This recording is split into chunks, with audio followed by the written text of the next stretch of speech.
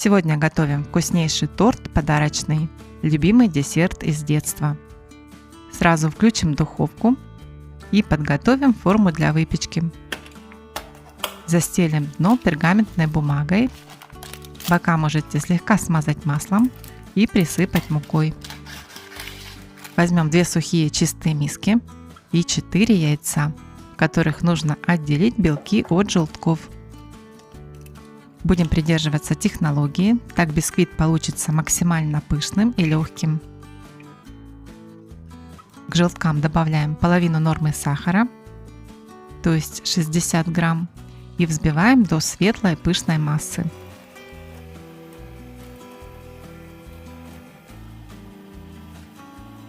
К белкам добавляем щепотку соли, оставшуюся половину сахара и взбиваем на средней скорости до мягких пиков. Крепкую пену взбивать не нужно. Если вы опытный кулинар и хорошо знаете свой миксер, можно взбивать все вместе, но для идеальной текстуры лучше разделить. Теперь аккуратно соединяем половину взбитых белков с желтками, перемешиваем, а затем постепенно вводим просеянную муку, всего 120 грамм. Лучше добавлять муку в 2-3 подхода. Перемешаем.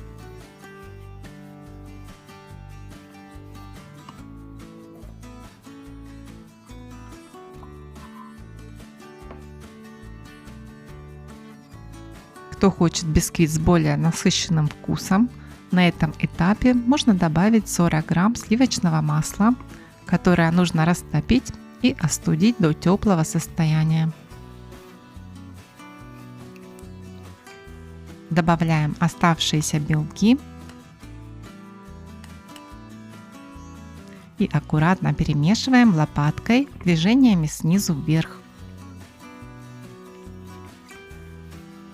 Вот такое красивое воздушное тесто получается. Выкладываем в подготовленную форму диаметром 20-22, а можно и 24 сантиметра.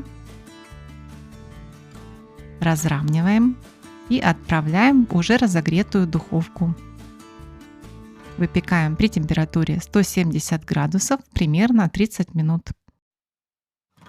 Готовность проверяем зубочисткой. Она должна выходить сухой. После выпечки оставляем бисквит в форме на 5-10 минут. Затем аккуратно вынимаем, снимаем бумагу и полностью остужаем на решетке. Пока бисквит остывает, займемся кремом. В кастрюльке смешаем 1 яйцо, 100 грамм сахара. Перемешаем до однородного состояния. После чего добавим 150 мл молока.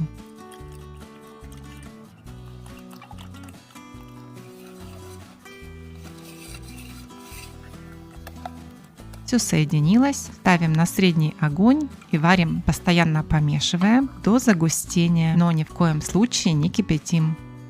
Температура заваривания должна быть около 80 градусов. Консистенция готовой основы должна напоминать жидкую сгущенку.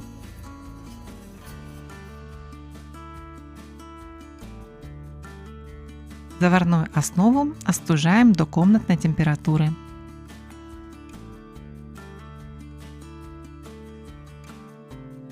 Далее нам понадобится 100-120 грамм несоленого жареного арахиса. Его лучше порубить на небольшие кусочки, так он будет лучше смотреться на торте. Продолжим приготовление крема. Берем 150 грамм сливочного масла, оно должно быть мягким.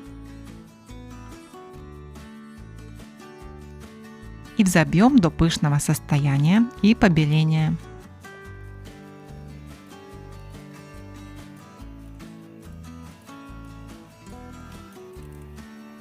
Добавим 10 грамм ванильного аромата.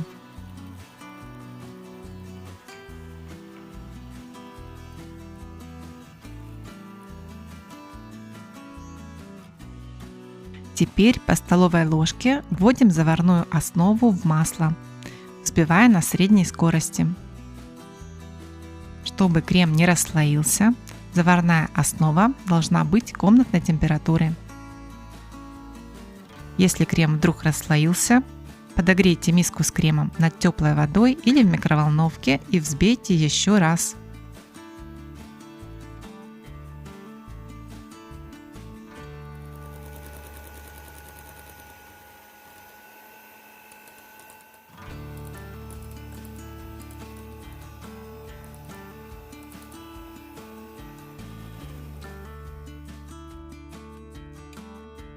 Добавим 1 столовую ложку рома или коньяка. Конечно, это по желанию, но очень желательно. Это придаст торту неповторимый аромат. Если хотите, чтобы спирт полностью испарился, добавляйте ром или коньяк во время варки крема. Спирт уйдет, а аромат останется мягким и приятным.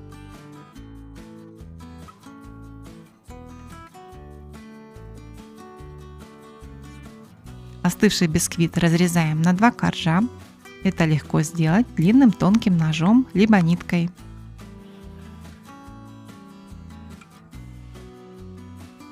Он очень нежный. Пропитаем его молоком либо сахарным сиропом.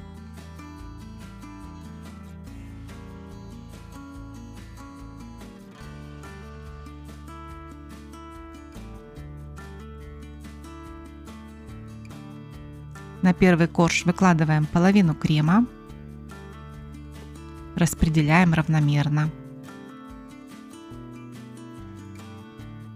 Если вы сделаете торт большего диаметра, слой крема и коржи, соответственно, будут тоньше. У меня торт диаметром 20 сантиметров. Накрываем вторым коржом, который тоже пропитываем.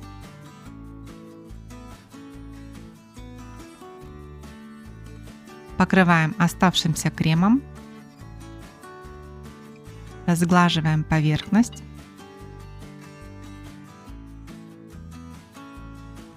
Для финального украшения используем подготовленный арахис.